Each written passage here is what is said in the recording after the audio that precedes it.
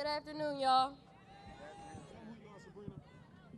My name is Sabrina Sample. I'm here representing the people utilizing real power, or PERP. First off, I would like to thank you all for the privilege of addressing you today. It is truly a blessing to be a part of this renewed movement for the liberation of African people from the unrelenting grips of white supremacy. It is a centuries-old struggle, a struggle rooted in our appeal of the contradiction that is the United States of America. I, along with many of my comrades, was born in the early 90s. To us, Dr. King was a neatly packaged image of a man who used civil disobedience to barter peace between the races. To many of us, this movement had came to a screeching halt. We had won.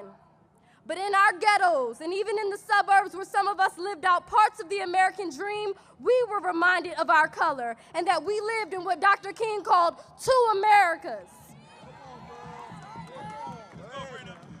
One that is decadent and prosperous. One in which black folk are only allowed to exist as tokens and consumers.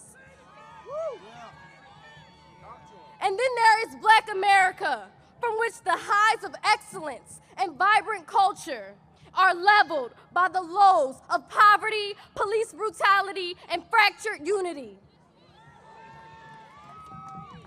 Black youth across America have responded to the shooting deaths of Rainisha McBride, Rakia Boyd, Tamir Rice, Michael Brown, and others with this unapologetic movement that is as unique as these contemporary times, yet equal in its ferocity against the police terror that lynches our friends and peers in the streets. Not just in the streets, but in the courts, and then once more on the evening news. Young people across the country have arisen to add our names to the history of this human struggle. That's right, that's right. Here in Philadelphia, we mobilized around the city's closing of 24 public schools. These schools attended predominantly by black youth. In the universities, we fight against the gentrification of black neighborhoods and the dwindling number of black students in Philadelphia state-supported institutions. We rally against Pennsylvania being the state with the highest number of juveniles serving life sentences. This afternoon is about us. All of us gathered here to look around and see that we are not alone in our dissatisfaction with this virtual police state. We are not alone in our bravery and our desire to act. When the media coverage wasn't enough, and when you grew tired of fighting behind computer screens, and when the injustice stank so badly in your solitude that you yearned to stand with the masses for a swallow of new breath.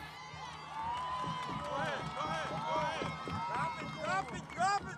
We the people, we must build today, we must build tonight, and we must build tomorrow. And we must grow until we command the power that we all seek in changing the politics of this nation. Bring it home.